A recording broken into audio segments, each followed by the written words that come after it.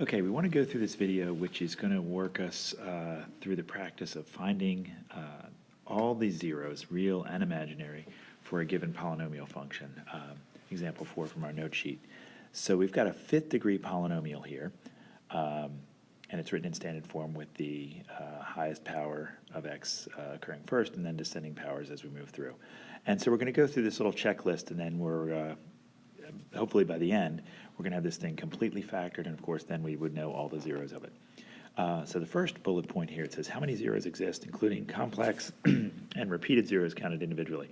Really, really easy question to answer, because the fundamental theorem of algebra tells us that if you've got a fifth degree polynomial, you should expect to get 5 zeros. So that's probably the most no-brainer question you're going to get in this process. Then we're going to move on to some of our tools that help us figure out what's happening with potential real zeros and whether they might be rational or irrational, all that stuff. And the first thing we've got is, to our advantage, is Descartes' rule of signs. And so what we're looking at there is we take a look at the function, and what we're going to be finding out with this is a potential to know information about how many positive x-intercepts we have, how many x-intercepts we might have that are going to be over here. And it's important to realize that these could be either rational ones, which are, you know, the nice friendly kind, the ratio of two integers, or they could be irrational, which would be a little less friendly in that we're not going to be running irrational numbers through synthetic division to find out whether they are zeros or not. But we're talking about real zeros that Descartes' rule of sign changes will find for us, and how many might exist. As far as the positive ones go, over there on the right side of the y-axis, over here, we count the number of sign changes in f of x. First coefficient is positive, then we're negative, so that's one sign change. Then it's positive, that's a second sign change. Then it's negative, that's a third sign change. Then it's positive, that's a fourth sign change, and then it's negative again. That is a fifth sign change. So there are 5 sign changes in f of x, which means, so I'm going to put 5SC for 5 sign changes, and that implies that there could be either 5, 3, or 1 positive x-intercepts. Okay, that was extremely unhelpful because really doesn't narrow much down for us. So we don't really know, a whole lot more than we did when we started. Other than the fact that, we know we're going to have either 5, 3, or 1 x-intercepts over here. We don't know anything about whether they could be rational or irrational or anything.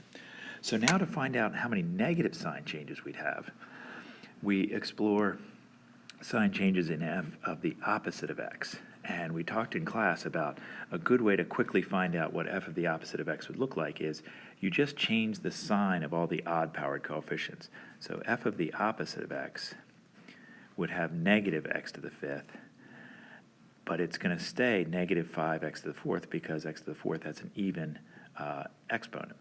This 6x to the third is odd, so that's going to change its sign to be negative. X squared is even, so that's going to remain, we're not going to change its sign, it's going to remain negative. 5x to the first, 1 is an odd number, so we're going to change the sign of that one to become negative. And then negative 6x to the 0, we're going to consider that an even number, and that's not going to change. So take a look at the sign changes we have now in f of the opposite of x. They are all negative. We start at the first one, and it never changes. They're all negative all the way through. So we have 0 sign changes in f of the opposite of x. So that means we have 0 negative x-intercepts. Well, that is awfully helpful in that we know we're not going to have to worry about running synthetic on any numbers that are negative over there. So that's what we're talking about. It's kind of accumulating information that might help us narrow the list of potential things that could make this function 0. That's really what we're looking for, is to see what values of x make that thing 0.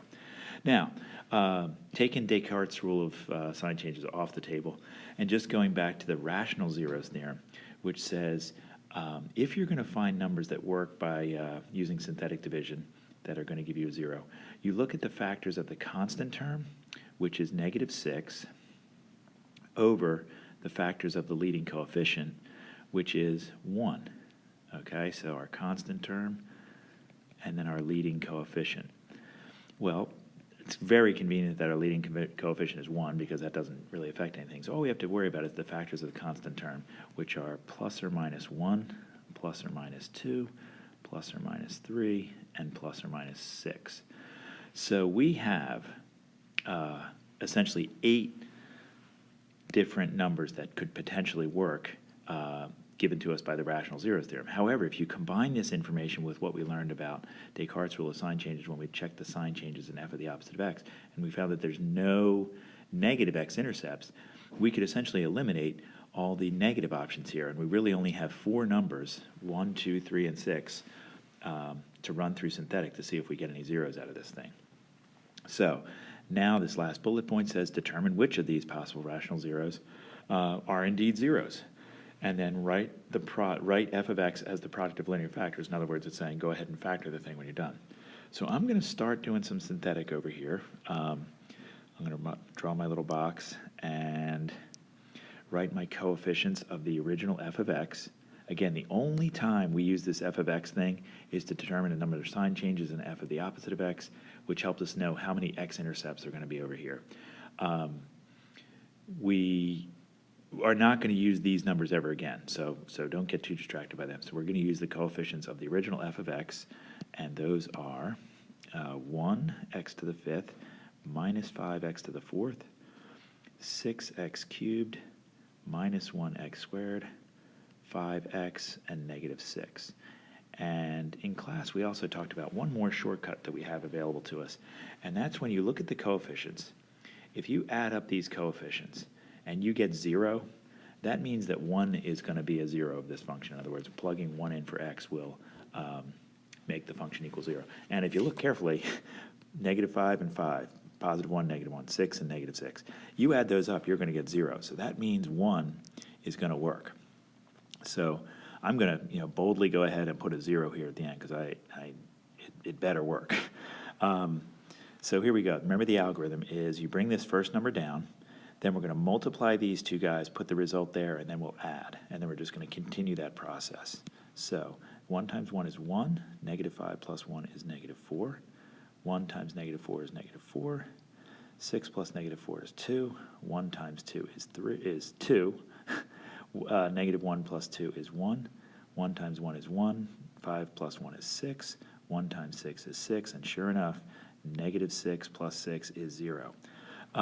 So what we've just found out is that we can write our polynomial f of x, this guy up here, as a factor or a multiplication of x minus 1 and 1x to the 4th. Notice my power here, this 4th power, is 1 less than what I started with because I took a 5th degree, divided it by a 1st degree, so I'm going to get a 4th degree.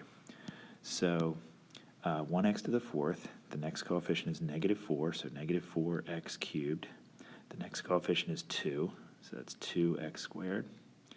The next coefficient is 1, so that's 1x. And then our constant term is 6.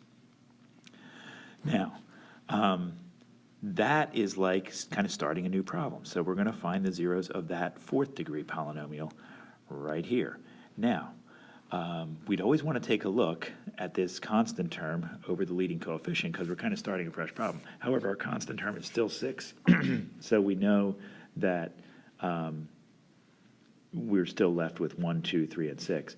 We should check our coefficients to see whether they add up to 0 again, because if they did, that would mean 1 would be a 0 of this function, and x minus 1 would be a repeated factor.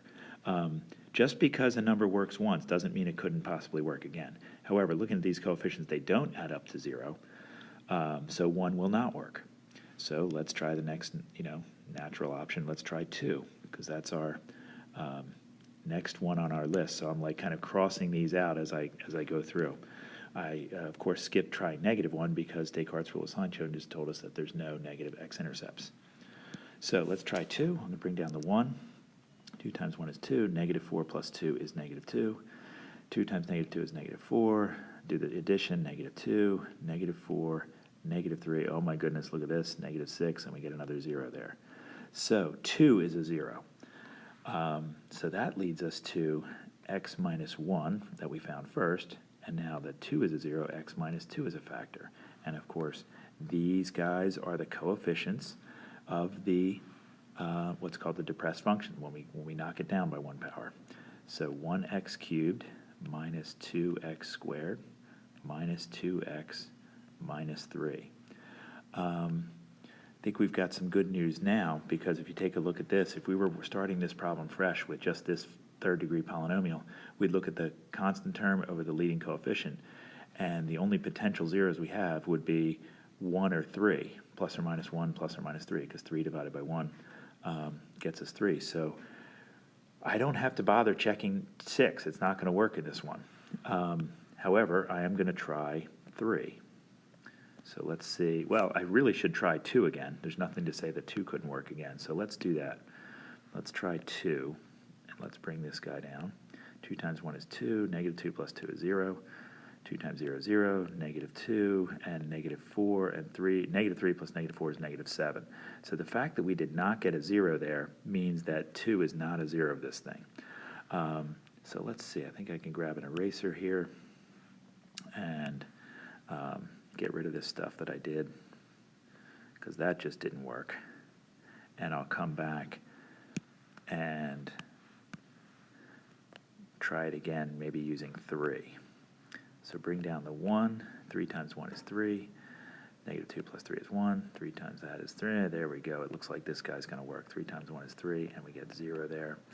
And so 3 is a 0. So that gives us x minus 1, x minus 2, and x minus 3. Our resulting function, the remaining factor, is now a quadratic, 1x squared plus 1x plus 1. Now, the fact that we got a list of strictly positive numbers here when we finished means that we have found an upper bound for the zeros of f of x. And what that really means is we found that 1 was a 0, 2 was a 0, and 3 was a 0. 1, 2, 3. So if we look at our graph now, this thing's going to cross here, cross here, cross here. But the fact that these are all strictly positive means that we're not going to find any other zeros out here to the right. We already know from Descartes that there were no zeros here. So the only zeros that are left come from this guy. So they're either going to be irrational, that we can't find from using synthetic division, or they're imaginary. So good news, though, is we have a quadratic which we can, apply the quadratic formula to. We've already got skills with that. So for this particular quadratic, we've got a is 1, b is 1, and c is 1. So we can go to the quadratic formula and get our zeros. The opposite of b plus or minus the square root of b squared minus 4 times a times c. And I think you can see from that result all over 2a that we're going to get negative 1 plus or minus the square root of negative 3 all over 2. And there's our guy. The square root of a negative means that we're going to have imaginary zeros. The last two are going to be imaginary.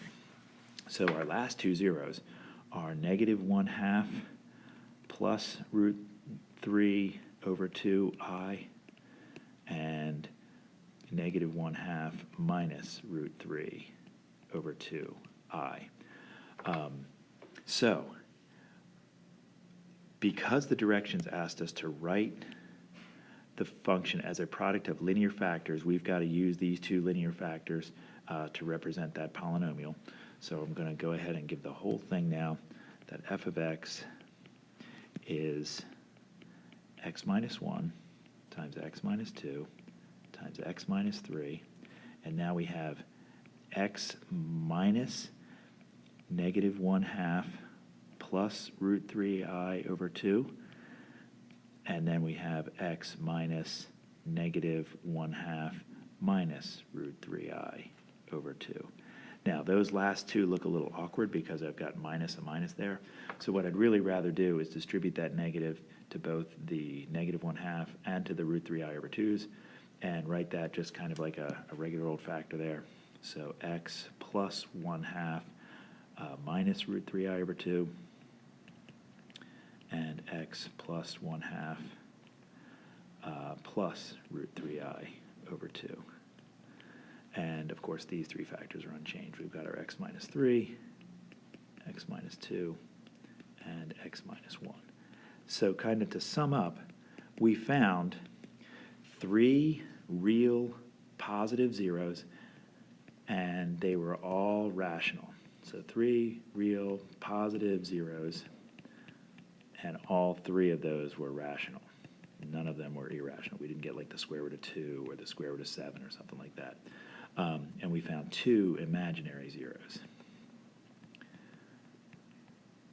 Notice you're always going to find imaginary zeros occurring in pairs. So 1/2 plus root 3 over 2 and 1/2 minus root 3 over 2.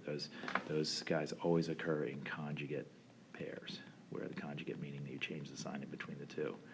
So that's a pretty good example, taking a 5th power and working it all the way down to its complete linear factorization.